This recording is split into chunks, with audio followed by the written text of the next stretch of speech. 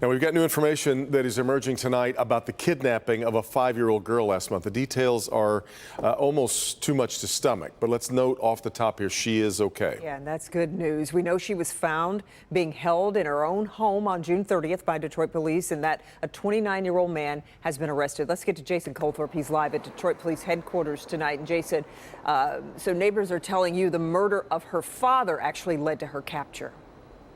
That's exactly right, Kim, and it's almost amazing what this 5-year-old girl has gone through in her short life. She was born with major health problems because she was a preemie. Months later, her mom died. Now her father is killed.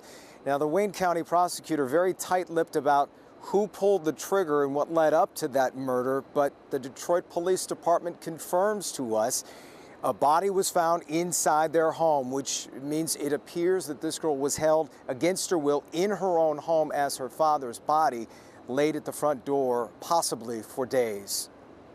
I loved them. That little girl and her dad. It's safe to say 5-year-old Maggie Rose Millsap makes quite an impression on just about everyone who meets her. Because her red hair, I call her Gingy. Carla Reeves and her daughter Darion would take her to the park every day, but not before her dad pop quizzed her. He made sure she did 5 math problems and read a book before we could take her to the park.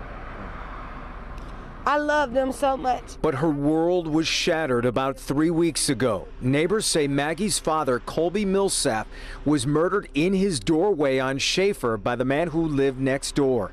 He then held Maggie in her own house hostage. She was in the house for 2 days with her dad's dead body. On June 30th, neighbors heard her cries for help. She got in the window and said, "The monster is coming to get me." Police arrived around 10:30 p.m. and arrested D'Angelo Clemens. She said, "Thanks for calling the police." And rescued Maggie, who had this exchange with the officer who carried her out.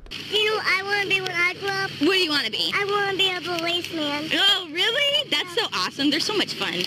Yeah. While neighbors are celebrating Maggie being okay, they are still in mourning. He needs to know that he hurt this little girl for the rest of her life. Not only did he hurt her, he hurt us and whoever else loved that little girl, because now she doesn't have anybody.